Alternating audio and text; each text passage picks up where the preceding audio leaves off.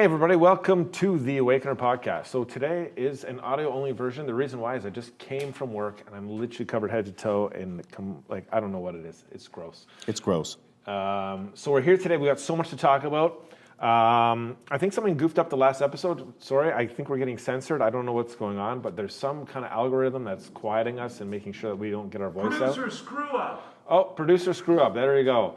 So CIA. There you go. So now we got a great show for you today. So the first thing I tell everybody every episode is go to theawakener.ca.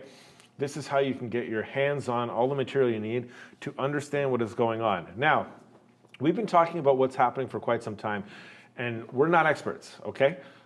We are not going to make predictions that come true every single time. And this is because, to be honest with you, nobody knows. But the predictions we have made about the various things that have been happening, we've been basically mostly right the entire time. And a lot of these things are kind of coinciding. So go to theawakener.ca. It's amazing once you understand the full scope of what's happening.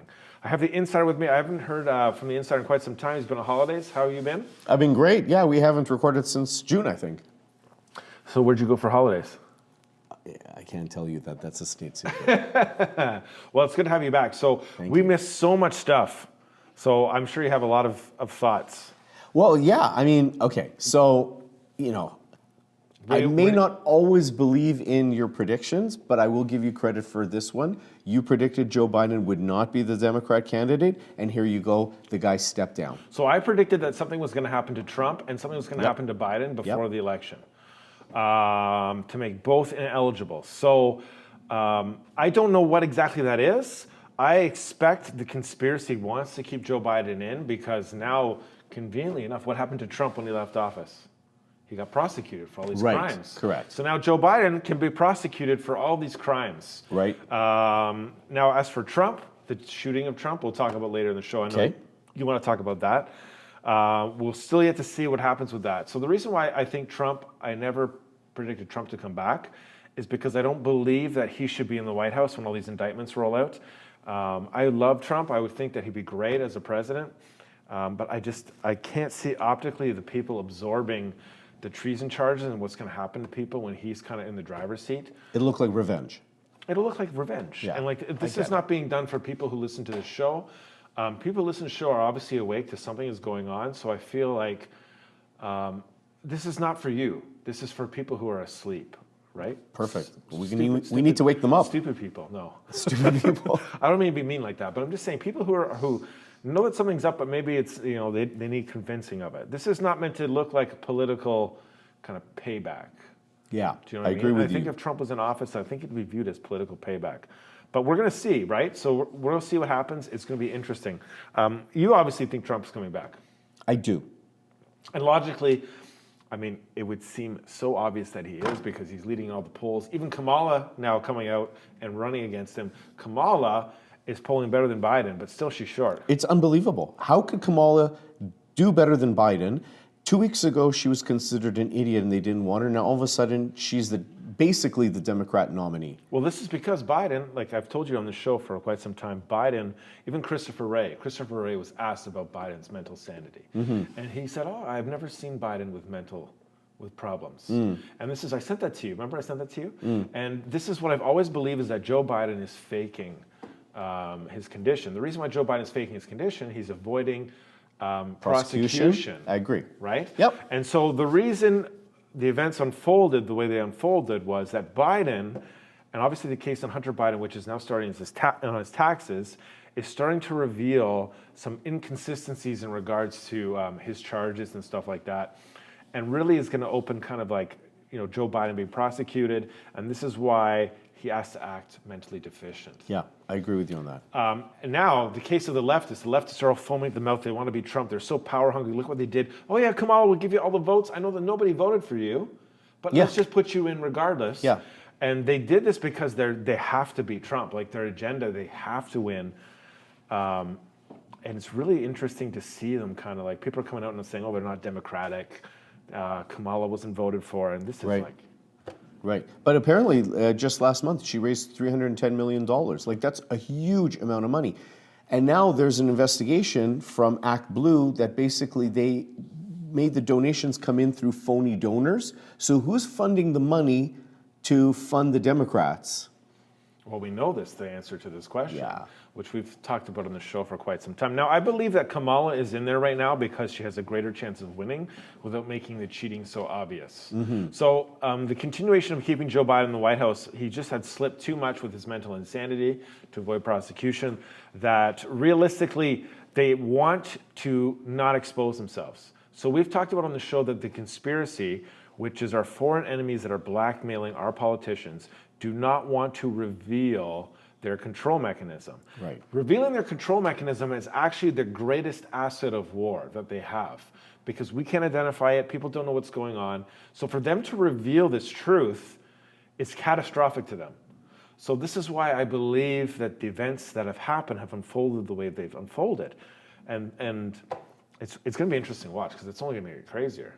Yeah. Well, we have 90 some odd days left. No, and Kamala is tied in with Hunter Biden's business dealings. You can Google it. Yeah. She was listed as a contact for all these foreign, things. It's really. It's true. Check it out. Fox News did the investigative reporting. It's true. So you never know what the next thing's going to happen. Is this why we make a prediction? Like I'm trying to explain to you so you can wrap your mind around what's happening, but at the same time, like, I'm not going to be necessarily textbook perfect all the time. I mean, some people expect that I'm going to be on this such and such a date, this is going to happen, this is going to happen, this is going to happen. We told you that coronavirus was an act of war. Right. And we told you that Joe Biden's presidency is kind of like the optical illusion. Right. Which means, obviously we know the enemies put him in there. The enemy's not getting exactly what they wanted, right? I don't know. You want to expand on that? What do you think? Well, they haven't gotten their communist agenda put into place yet. They're trying it at every angle. And you can see Kamala even looks more insane than Biden. But yeah, Kamala's, I mean, there's so many loose ends with her. What's her race? And that's not even an important thing. She's a total Marxist. Everything she stands for is radical. Defund the police, defund the military, weaken America. Let all these 10 to 20 million migrants enter in through both borders. They're coming in from the south a lot, but also now they're reporting about how many are coming in from the north. Right. Her agenda I don't think it resonates with the voters. I think most people now are too far either center or right now, that the left is kind of seeing a little bit, it's a little dicey. Yeah, absolutely. Even when I was on holidays in the States, I didn't really see a ton of Biden flags. I saw lots of Trump flags, lots of people, even in California, people had Trump flags. I didn't see anything pro-Biden.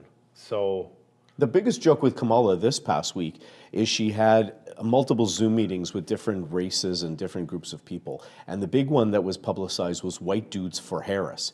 And the killer is she's doing White Dudes for Harris. Meanwhile, she knocked out the ultimate white dude, which was Joe Biden, from the ticket. Well, she didn't knock him out. It was the Democrats. Yeah. And Joe Biden even kind of hinted it was a coup. Yes. Right? And in the end, Joe Biden having to act kind of mentally deficient really kind of did in. I do not believe for a second. Listen, all the Democrats and all the rhinos, most people don't know about this conspiracy. I think only a select group of Democrats actually know. And I think that their kind of coup to get Kamala in is going to be their undoing. Yeah. In a sense of Biden getting prosecuted, right? Yeah. So it's really interesting. I don't know, what's the latest on the Hunter Biden case? I've been so busy with work that I haven't even followed it. I think it's coming back. So there's two things. So one, they tried to file a motion at court, which they withdrew. They can still appeal the case, but they withdrew their motion. I forgot what the motion was about, but they withdrew it because they knew it was not going anywhere. And then the second thing is in September, I believe, is the start of his tax evasion case. Right, and I think they've been, it just appears to me like they're delaying and delaying and delaying and delaying and hoping they get to the election. Do you know what I mean? Of course, yeah. But, crazy times. Now, we're going to move on. So, obviously, you wanted to talk about the Trump assassination. I know in the last show that I did, I talked about it for quite some time, but that didn't get produced correctly, or whatever case Mike did. And on top of it, there's new evidence being presented every day. Well, this is why I didn't want to really jump to a conclusion, you know what I mean? Because a lot of people are like, Matt, what's your thoughts? What's happening here? I gave you my thoughts. We'll see if they come true. We'll see if... So what were your thoughts?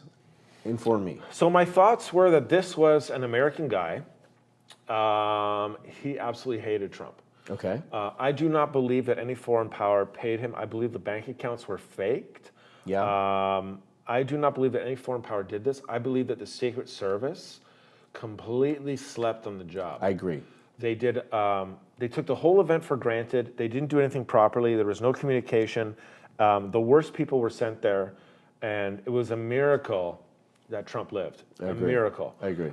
That being said, I went back to the conspiracy and I said, listen, the conspiracy does not want to risk America waking up. If America wakes up because of some event like a shooting of a politician like Trump, like if Trump got shot, what would have happened? I would have imagined that polls would have swung 15 to 20%, which means most people would have understood, okay, the Democrats he's a on the martyr. left, Yeah. he's a martyr. Yeah. And this would have then turned the whole political scene completely right-wing, and Russia and China, Iran, all these groups who control our politicians cannot afford for the right wing to take over. Because Correct. when we take over politically, we have the greatest weapon of war, which is, they can't win this apocalyptic war with one of our people on the nuclear button. They Correct. can't. Correct. And this is all, when it boils down to, this is all a battle for control of the earth. Who's going to be Correct. the top dog? So I think that this guy, obviously he scoped out the area. You saw they had a drone. He was obviously pretty well planned, and to some extent, but I don't believe for a second that they funded him. I believe that they would love to kill Trump, but they can't. I agree with you on that, and I think the media is giving misinformation by telling people that he had foreign encrypted communication methods. I mean, basically, it was Discord and Telegram, which millions of people use right now. So that means everybody is using foreign encrypted communication methods. It's not a big issue. I mean, I see what people are talking about, right? So the Democrats were rumored to have communicated through a PlayStation app before 2016. This was a rumor that was going on. Now, that might be the case, but I don't believe that he was actually... Listen, man, I don't think a professional sniper would have missed. Mm-hmm. Do you know what I mean? Mm-hmm. I think that if they really wanted to kill Trump, they would have sent somebody who was a little bit more seasoned. A pro, not a 20-year-old kid. Yeah. Yeah, no, 100%. I agree. I mean, he goes to a shooting range and things like that. I think the Secret Service really was asleep at the wheel. They can say that there's issues with Wi-Fi and internet at the time. When the crooks was able to fly a drone, they didn't fly a drone. They didn't scope out the building. They're blaming the local police. The local police was the one that advised Secret Service what's going on. Secret Service was not on top of it. It doesn't make sense. Now, it could be very interesting that Secret Service was complicit in some way of just being asleep at the wheel, and divine intervention saved Trump. Who knows? But I don't know. Like evidence is coming out all the time now between FBI and Secret Service and local police about who was asleep at the wheel. I know, we're going to find out exactly, right? So they're doing an investigation. Whether we believe it or not, I have no idea. But like I told you, the media is not interested in telling you what's really happening because they can't tell you. Right. The one side can't tell you how they control the politicians. The other side does not want to cause chaos, so nobody's going to really tell you what really is happening. A lot of people who are talking about the events that are unfolding today are not like this podcast. Like we're on a completely different level. I watched Joe Rogan the past couple of weeks, and like these people are in a completely different wave level than us. They're not even. They're not even speaking about the events that are happening. They're more just like, just the daily occurrences, not actually the periphery. They're focusing on the small things here and there, but you have to understand the root cause and understand the rules of the game to understand all these little things that are interrelated with each other. And once you understand the root, you can understand all the little stuff. But if you just focus on the little stuff here and there, you're going to get lost in the weeds. Right, it's for sure. Now, I think there were some other things you want to talk about. You want to talk about the latest in Iran, right? So while Iran, I mean, Israel doing a fantastic. So let's look at this analytically. Apparently, Israel put a bomb months ago in the guest house of Hania. Now, Hania, look, this speaks volumes that Hania is there in Iran when a lot of these guys are headquartered in Qatar. But he's in Iran, he has a guest house, he then arrives at his guest house and they kill him via that way. That's the latest news I heard. That's what they say. That's what they say. Well, that's what they say. So that means that Israel, no matter how tough Iran is, Israel has their spies on the ground in Iran. Of course. That is tremendous. That's amazing. Now, the thing I was thinking is that it wasn't actually a bomb that was planted there. I thought that it was actually a strike from the air. and I thought that it was pretty obvious. If you know anything about kind of missile defense systems, I believe Iran has the S-400, S-300. I always believed that when this attack happened, that basically it confirmed to everybody that the Iranian and Russian air defense systems are completely useless against the F-35. They have no counter for them. That's amazing. And this is why I think Israel, the whole news media spun it. That It was a bomb bomb. because they didn't want the enemy to freak out and say, oh, okay, well, it came from the ground. Yeah. Right? Because the enemy's thinking, how on earth did this happen? Yeah. And if it came from F-35, all of a sudden, all this research is going to be put into, you know. So I agree with you on that because I first thought it was a drone strike or something from the air. The concept that they would have a bomb and be able to place it in his guest house months ago via some spy that they have on the ground, that's a little harder to believe. No, but it's true. I believe Mossad has agents in Iran. They have agents all across the Middle East. I think Iran is clearly the one who is kind of